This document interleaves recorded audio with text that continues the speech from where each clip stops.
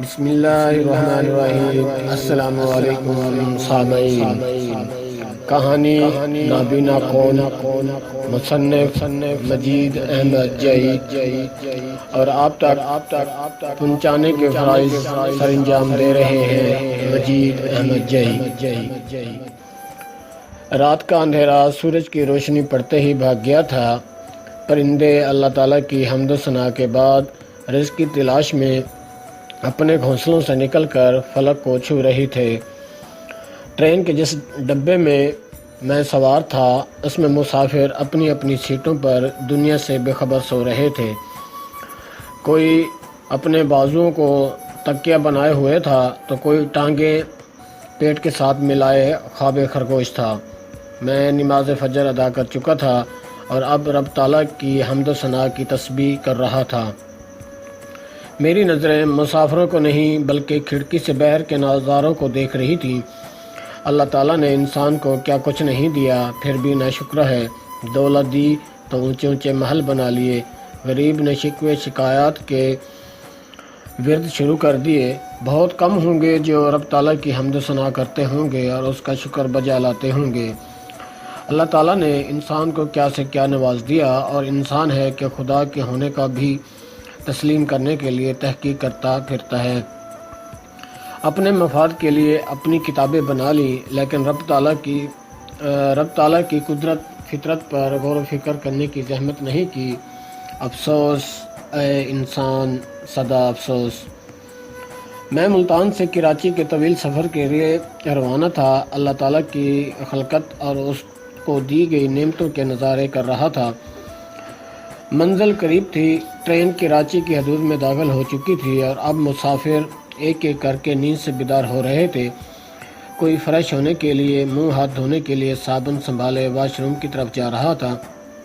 چلتے پھرتے wash room. ہاں، ٹرین کا واش روم ایسے ہی ہوتا ہے جو ٹرین کے ساتھ ساتھ سفر کرتا ہے۔ کئی مسافر آنکھیں مسلتے ہوئے سامان سنبھال رہے تھے۔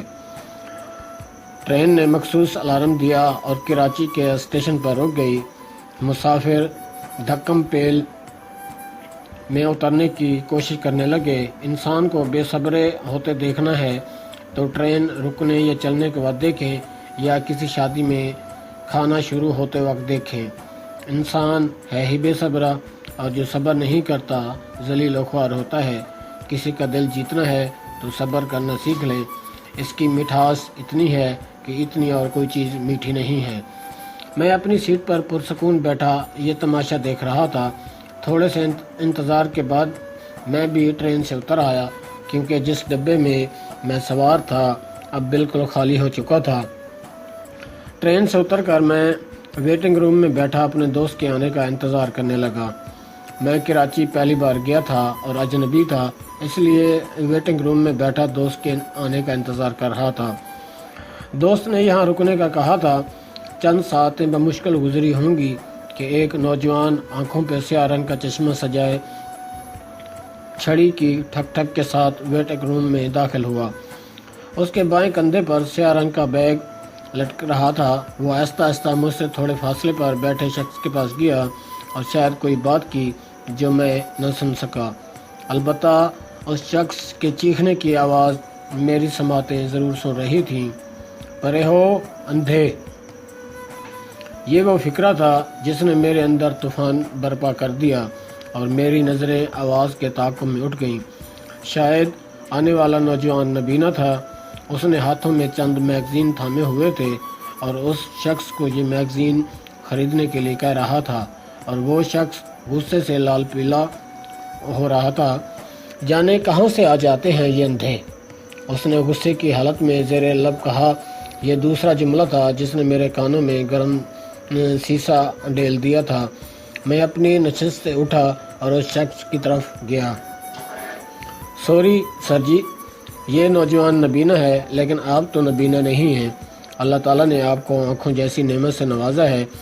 آپ اس سے پہلے پوچھ تو لیتے وہ کہنا کیا چاہتا ہے، اس کی بات مکمل سن تو لیتے۔ میرے ان الفاظ سے نبینا نوجوان کے لبوں پر ہلکی سی مسکراہٹ نمودار ہوئی، اور اس شخص کا غصہ مزید آسمان کو چھونے لگا اور وہ اول پھول بکنے لگا۔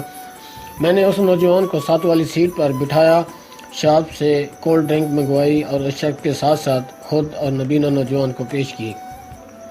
مہمان نوازی کرتے ہوئے خود بھی مہمان کے ساتھ شریک ہو جانا چاہیے، سنت نبوی صلی اللہ علیہ وآلہ وسلم بھی ہے اور محبتیں پھیلانے کا بہترین طریقہ بھی۔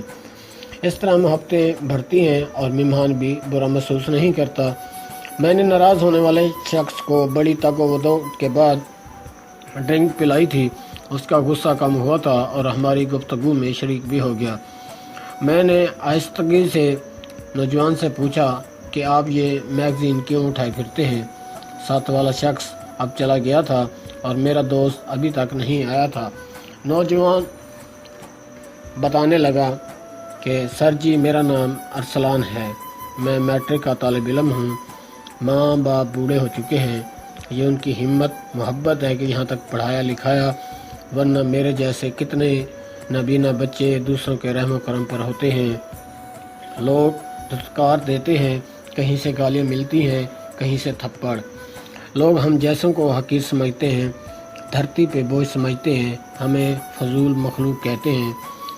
حقیقت تو یہ ہے کہ میرے جیسے نوجوان اپنے جذبے ہمت سے پاک وطن کی ترقی میں اپنا کردار ادا کرنا چاہتے ہیں، ہمیں آگے آنے ہی نہیں دیا جاتا، لوگوں کے رویے ہمارا راستہ روک دیتے ہیں، معاشرہ ہمیں ناکردہ گناہوں کی سزا دیتا ہے، ہم معذور ضرور ہیں مگر ہمارے جذبے تو معذور نہیں ہیں۔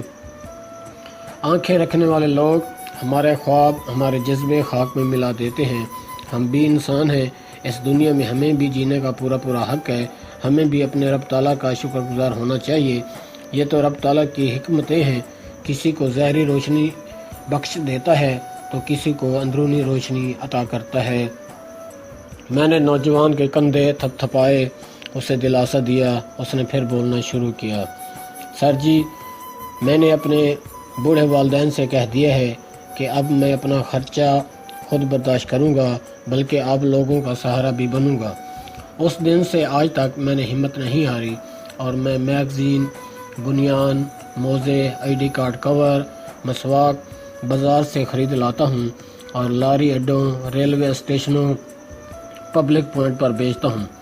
ان سے جو منافع حاصل ہوتا ہے اس سے اپنے تعلیمی اخراجات پورے کرتا ہوں اور والدین کا سہارا بننے کی کوشش میں لگا ہوا ہوں۔ صبح سویرے سکول جاتا ہوں، شام کو روزی روٹی کے لیے نکل پڑتا ہوں۔ آج اتوار ہے تو صبح سویرے نکل پڑا ہوں۔ چند لمحے پہلے یہاں بیٹھے شخص سے میں خفا نہیں ہوں، میرے ساتھ ایسا روزانہ ہوتا ہے۔ روز کتنے لوگ دھتکار دیتے ہیں، رلاتے ہیں، میرے جذبوں کو مات دینے کی کوشش کرتے ہیں، لیکن میرے جذبے جواں ہیں، مجھے اپنے رب پر بھروسہ ہے، میری امیدیں، میری وابستگی اللہ تعالیٰ سے ہے۔ یہ کہتے ہوئے اس نوجوان نے اللہ حافظ کہتے ہوئے اجازت چاہی اور اٹھ کھڑا ہوا۔ جاتے ہوئے میں نے اسے گلے لگایا، میری آنکھیں نم تھیں، میں نے اس سے میگزین خرید لیے تھے تاکہ اس کا حوصلہ بڑھے اور وہ شکریہ ادا کرتے روانہ ہو گیا تھا۔ میں وہاں بیٹھا سوچ رہا تھا کہ نبینہ کون ہے، ہم یا وہ؟ ہم بصیرت جیسی نعمت رکھتے ہیں لیکن ہمارے رویے، ہمارے دل مردہ ہو چکے ہیں، ہمارے ضمیر سو چکے ہیں، احساس ہمدردی ناپید ہو گئی ہے اور دولت نے ہماری آنکھوں پر خود غرضی کی کالی سیاہ پٹی باندھ دی ہے۔ ہمیں اپنا آپ دکھتا ہے، دوسرا نہیں۔